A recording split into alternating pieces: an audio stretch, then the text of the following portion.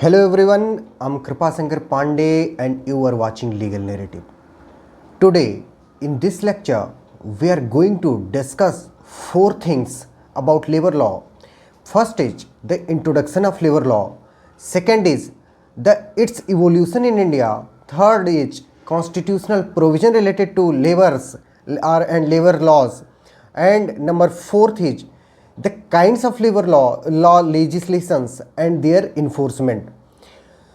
तो आइए हम स्टार्ट करते हैं। ये हमारा लेबर लॉ का पहला लेक्चर है। कौन सा लेक्चर है? पहला लेक्चर है। ठीक है, तो हम अब स्टार्ट करते हैं। सबसे पहले कि लेबर लॉ होता क्या है। तो लेबर लॉ को हम एम्प्लॉयमेंट लॉ के नाम से भी जानते हैं। तो labour law also known as employment law is body of laws, administrative rulings and precedents which address the legal rights। अब legal rights किसके होंगे? and restriction on, एक restriction किस पे लगाया जाएगा? and working people and their organization। इसमें labour laws में हम लीगल राइट्स की बात करते हैं, किसी के ऊपर रेस्ट्रिक्शंस की बात करते हैं, वर्किंग पीपल और उसके ऑर्गेनाइजेशन के बीच के रिलेशनशिप की बात करते हैं। ये जो लॉज होते हैं ये ऐसे होते हैं कि ये मीडिएट एस्पेक्ट जो रिलेशनशिप होता है यूनियंस का, एम्प्लॉयर और एम्प्लॉयज़ का जो यूनियन होता है उसको गवर्न करने के लिए लेबर लॉ बनाया जाता है। ठीक है, तो अब इसको हम ऐसे कह सकते हैं कि लेबर लॉ को रोजगार का कानून भी कहते हैं। नंबर फर्स्ट, जो कि एडमिनिस्ट्रेटिव रूलिंग को, जो कि एम्प्लॉयज़ और एम्प्लॉयर के बीच के रिलेशनशिप को गवर्न करता है। ठीक है, अब इसको हम दूसरे शब्दों में कह सकते हैं कि labour law defines the rights and obligations as workers, union members and employer in the work places. ठीक है, मैं एक बार इस डेफिनेशन को एक बार फिर से रीटेरेट करता हूं। अगर किसी को कोई डाउट हो तो कमेंट सेक्शन में फिर से पूछ सकता है। ठीक है, तो लेबर लॉ को ऐसे डिफाइन किया जा सकता है कि labour law defines the rights and obligations as workers, union members and employers in the work place. ठीक है, तो अभी हमने जाना कि ये लेबर लॉ होता क्या है, ये क्यों बनाया जाता है और इसका ऑब्जेक्टिव क्या होता है। ठीक है, the second point is evolution of the labour laws in India. अब इंडिया में लेबर लॉ कहाँ से आया और इसको इवॉल्व कैसे किया गया। ठीक है, so the law relating to labour and employment is also known as industrial law in India. ठीक है, भारत में जो लेबर लेजिस्लेशन का इतिहास है वह ब्रिटिश कॉलोनियलिज्म के ही आसपास, उसके इर्द गिर्द घूमता रहता है। ठीक है, द इंडस्ट्रियल और labour legislations enacted by the Britishers were primarily intended to protect the interest of British employers. क्योंकि ब्रिटेन वाले जो थे वो हमारे कॉलोनियल मास्टर्स थे, तो वो कोई भी लेजिस्लेशंस बनाते थे जो कि लेबर लॉ के डोमेन में आता था, तो उसका सोल पर्पज होता था कि वो ब्रिटिश एम्प्लॉयर्स के इंटरेस्ट को क्या करे, सर्व करे। उसमें कभी भी एम्प्लॉई के या वर्कर के या लेबर के इंटरेस्ट का कभी भी ध्यान नहीं रखा जा सकता था, नहीं रखा जाता था। वो हमेशा मैक्सिमाइजेशन ऑफ प्रॉफिट पे उनका ध्यान रहता था। ठीक है, the earliest legislation in India relating to labor law which regulates the relationship between the employer and his workmen was, सबसे पहला जो लेजिस्लेशन इंडिया में था उसका नाम क्या था? The trade dispute act 1929। क्या नाम था?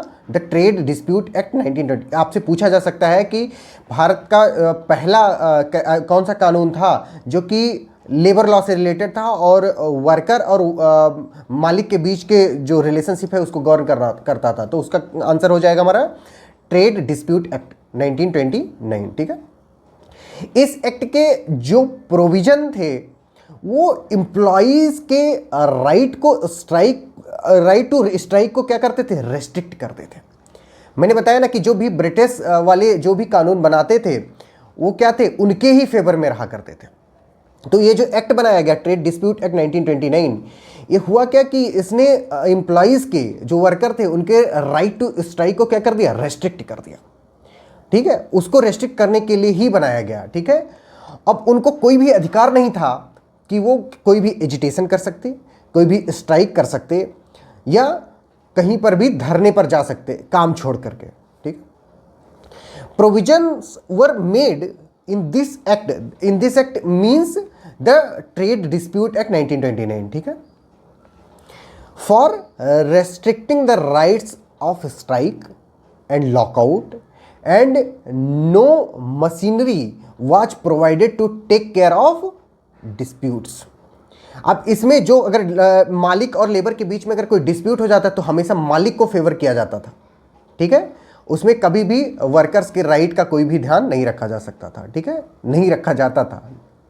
Moving toward the third part of our lecture, that is constitutional provisions related to labour law. अब कॉन्स्टिट्यूशन हमारे जो है वो इंडिपेंडेंट इंडिया में बनाया गया, और इंडिपेंडेंट इंडिया में जो भी कानून था वो सिटीजन के राइट को प्रोटेक्ट करने के लिए बनाया गया। तो अब लेबर भी यहाँ पे सिटीजन है, मालिक भी यहाँ का सिटीजन है। मालिक कई बार हो सकता है कि सिटीजन ऑफ अदर कंट्री भी हो, लेकिन जो लेबर है मोस्टली वो इंडियन होता है। तो उसके राइट को प्रोटेक्ट करना हमारे कॉन्स्टिट्यूशन की सबसे बड़ी जिम्मेदारी थी, और उस जिम्मेदारी को फुलफिल करते हुए कॉन्स्टिट्यूशन ने अपने part 3 that is fundamental right और part 4 that is directive principles of state policy में इस चीज का प्रोविजन किया कि लेबर्स के राइट को प्रोटेक्ट किया जा सके। ठीक है, तो the constitutional provisions with regard to labour laws are included under part 3। अब पार्ट 3 में कौन कौन से हैं? Article 16, article 19, article 23, article 24। ये किस चीज की बात करते हैं? जो भी वर्कर हैं उनके राइट को प्रोटेक्ट करने की बात करते हैं। ठीक है, in India after the independence the relevance of the dignity of human labour and the need for protecting and safeguarding the interest of the labour as a human being, ठीक है, has taken the cornerstone and it was given the place in the most sacrosanct legislation that is called the constitution of India. मतलब ये कि labour के right को protect करने के लिए संविधान के भाग 3 में, जिसको फंडामेंटल राइट के रूप में जाना जाता है, उसके आर्टिकल 16, 19, 23 और 24 में लेबर से रिलेटेड प्रोविजन किए गए हैं। ठीक है, अब आ जाता है अपना directive principles of state policy, जो कि पार्ट 4 में प्रोवाइड किया गया है। ठीक है, इसका आर्टिकल नंबर 39 नोट कर लीजिएगा। आर्टिकल नंबर 39, 41, 42, 43, 43 कैपिटल ए और 54 किसकी बात करता है? ये भी जो वर्कर्स हैं, जो लेबरर्स हैं, उनके राइट को प्रोटेक्ट करने की बात करता है। ये स्टेट की ड्यूटी होगी कि वो इस चीज का एंडेवर करे, भरसक प्रयास करे कि जो लेबर है उनके राइट को क्या किया जा सके, प्रोटेक्ट किया जा सके। ठीक है, the fundamental rights and directive principles of state policy has made sure that the rights of the not only the employers but the employees are also protected। ठीक है, अब हम आगे बढ़ते हैं। अब आ जाता है कि कॉन्स्टिट्यूशन में जैसे हमको पता है कि सेंटर का पावर अलग होता है और स्टेट का पावर अलग होता है, और एक ऐसा कुछ ऐसे सब्जेक्ट होते हैं जिन पे दोनों चीज़ें, मतलब सेंटर भी लॉ बना सकती है, स्टेट भी लॉ बना सकती है। इसको कंकरेंट लिस्ट में रखा गया है, कंकरेंट सब्जेक्ट कहते हैं, समवर्ती सूची कहते हैं। ठीक है, सॉरी। तो जो लेबर है उसको किस सूची में रखा गया है? कॉन्स्टिट्यूशन के कंकरेंट सूची में रखा गया है, समवर्ती सूची में रखा है, कंकरेंट सब्जेक्ट। मतलब ये कि इस पे यूनियन गवर्नमेंट भी लॉ बना सकती है और स्टेट गवर्नमेंट भी लॉ बना सकती है। ठीक है, अब इसमें बहुत सारे ऐसे लेजिस्लेशन हैं जिनको यूनियन पार्लियामेंट ने बनाया हुआ है, और बहुत सारे ऐसे लेजिस्लेशन हैं जो रेस्पेक्टिव स्टेट गवर्नमेंट्स ने बनाए हुए हैं, स्टेट लेजिस्लेचर्स ने बनाए हुए हैं।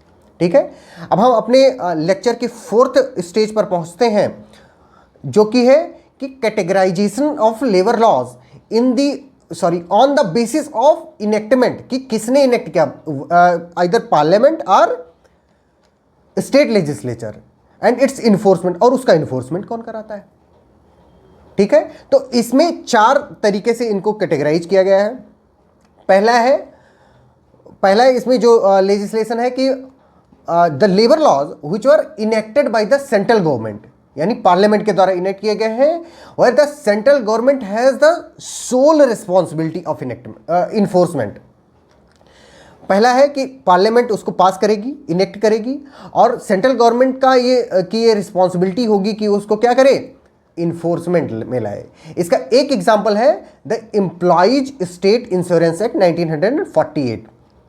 हम आपको एक पीडीएफ देंगे जिसमें हम एक केस की लिस्ट दे देंगे, जिसमें आपको मतलब ये ढूंढना नहीं पड़ेगा, एक ही जगह पर मिल जाएगा और आप उसको रट्टा मार लेंगे और एग्जाम में जाकर के क्या कर देंगे, परफॉर्म कर देंगे। ठीक है, एंड नंबर 2 इज, दूसरे नंबर का कैसा लेजिस्लेशन है, labour laws enacted by the central government but enforced by both, किन किन के द्वारा, सेंट्रल गवर्नमेंट के द्वारा भी और स्टेट गवर्नमेंट के द्वारा भी। इनेक्ट कौन कर रहा है, सेंट्रल गवर्नमेंट कर रही है। इन्फोर्स कौन कौन करवा रहा है, या उसको सेंट्रल गवर्नमेंट भी करवा सकती है और स्टेट गवर्नमेंट भी करवा सकती है। इसकी भी लिस्ट हम आपको प्रोवाइड करेंगे। Number 3 is labour laws enacted by central government but enforced by the state government. इसमें इसको इन्फोर्स कौन करेगा, सिर्फ स्टेट गवर्नमेंट करेगी। सेंट्रल गवर्नमेंट इन्फोर्स नहीं की, वो तो उसको ऐसे बना करके छोड़ दी, और जा करके स्टेट गवर्नमेंट क्या करेगी, उसको इन्फोर्स करेगी। ठीक है, and number 4 is labour laws enacted by various state governments and applies to respective states. अब स्टेट गवर्नमेंट अगर लॉ बनाएगी तो उसी स्टेट के ज्यूरिसडिक्शन में वो अप्लाई होगा, और वही स्टेट क्या करेगी, उस चीज को इंप्लीमेंट करेगी, इन्फोर्स करेगी। ठीक है, so this was our first lecture. In our next lecture हम क्या करेंगे, डिस्कस करने जा रहे हैं about classification of labor legislation on the basis of their nature and the most important labor law, that is the Industrial Dispute Act 1948। अगले lecture में हम Industrial Dispute Act 1948 को डिस्कस करेंगे। I hope you found this video informative. Thank you for watching.